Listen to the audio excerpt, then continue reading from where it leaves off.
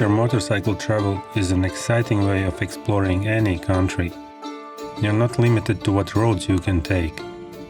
Be it navigating a maze of city streets, hitting miles on rural gravel, hitting the twisties, climbing mountain passes, relaxing on beautiful coastal escapes, or getting your heart pumping off the beaten path and get the taste of the land.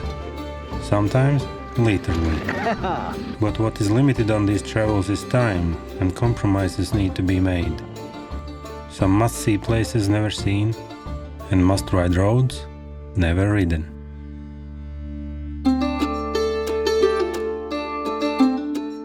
This winter me and my family decided to embark on an adventure, to spend the winter somewhere warm. The south of Spain fit the bill perfectly. And of course, the bike came along. I must admit I had very little knowledge about Spain, let alone Andalusia.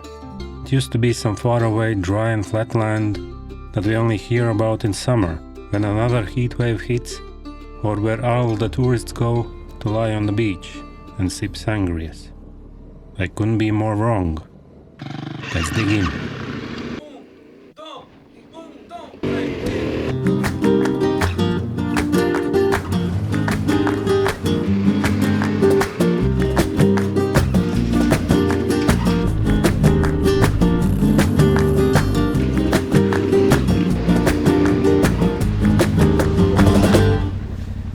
Andalusia is rugged and features landscapes with some peaks well over 3,000 meters, technically making it the second highest mountain range in Europe after the Alps.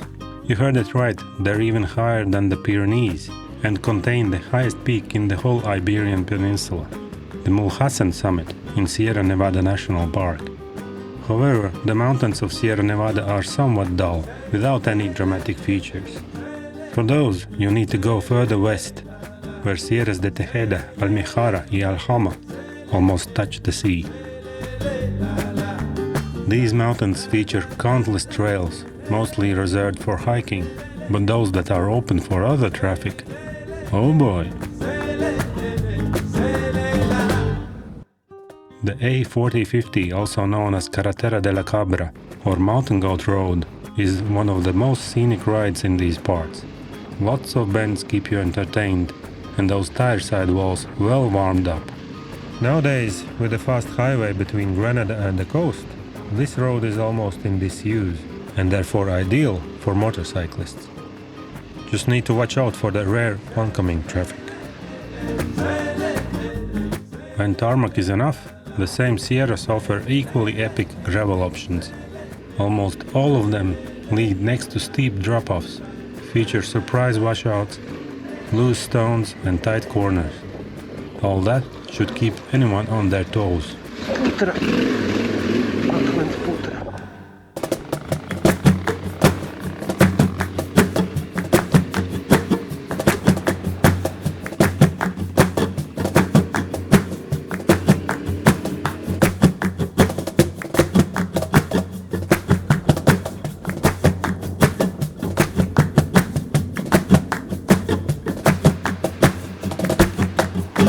Riding and taking in the views at the same time is not much of an option, so taking viewpoint breaks is a must. Wow. When the gravel starts to get boring too, there's always the option of more technical terrain. And with that in Spain I mean rocks. Lots of rocks. Mostly at steep angles with only one way of getting through, by committing and trusting your bike. Slow is not an option here. The rocks will just roll away under you and you'll be stuck in a spicy spot.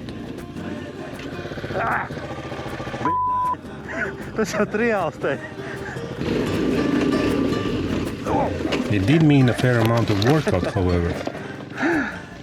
But the views those harder trails took me to are worth every drop of sweat.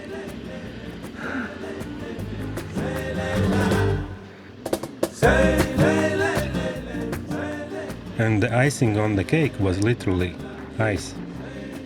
Winter in the south of Spain is by no means cold, but give it some vertical distance and there you go, feels like home. Trust me, I'm from the north. I've seen snow, but I couldn't resist the urge to ride the white stuff.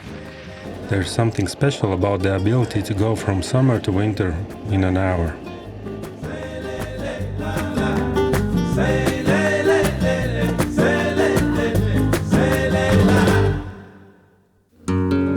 West of Malaga lie several sierras that, compared to those east, are much more lush and green, with thick pine forests, river crossings, and fun off-road sections following the Trans-Euro Trail. The trail network I built my adventures around before venturing into unknown and exploring on my own. While west of Malaga, it would be a miss not to explore also the mountains around Ronda. Lots of fast and twisty tarmac sections sandwiched between rugged but not very high mountains. Expect lots of fellow motorcyclists whooshing by.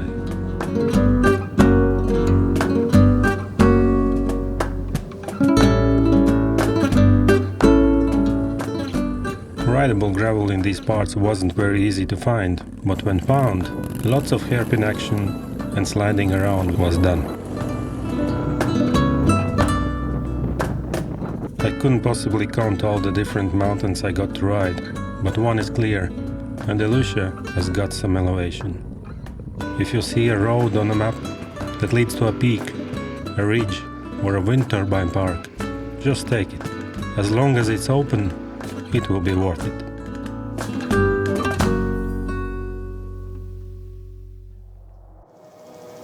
Besides mountains, Andalusia has got some deserts, even two of them. One being the popular Tabernas Desert, with its spaghetti western film sets and touristy attractions. But due to the questionable legality of riding off-road there, I can only recommend looking deeper into the interior, where the Gorafi Desert presents itself in full glory. This used to be a lake teeming with life, but when the water drained some 100,000 years ago, it left evidence of millions of years of activity etched into the rocks and ground. Erosion is one of the main features of the landscape in this region, which has created spectacular badlands, so named because of their dry, ravine-like nature.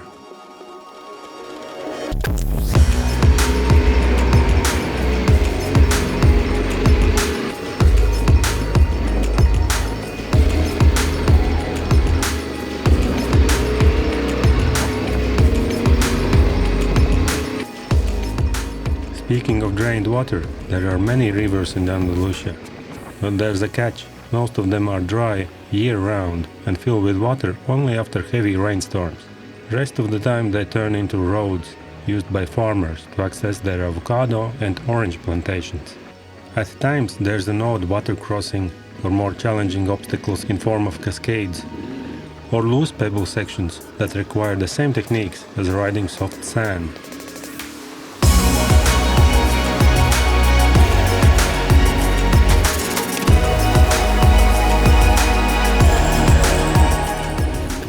All these spectacular landscapes, be it mountains, deserts or off-road sections, are connected by vast rolling hills with Andalusia's most abundant crop, olive tree. The province of Jaén alone produces more olive oil annually than the whole of Italy. Line after line, olive groves mixed with almond groves stretch as far as the eye can see, with rideable farming roads piercing straight through them. Having a base camp means almost all of the riding was done as day trips. Without heavy baggage to haul around, the trails were much more fun.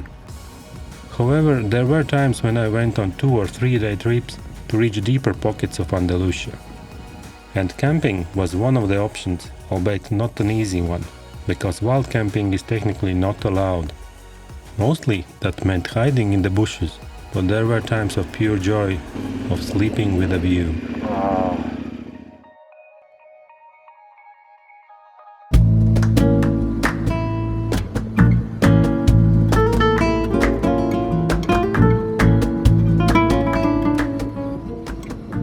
Andalusia would be incomplete without its charming mountain villages that preserve the region's rich cultural heritage. One of the province's most remarkable features is its pueblos blancos, or white villages, that lie scattered across the hills of Andalusia. They are a symbol of the region, with their narrow alleyways, steep climbs, and town squares.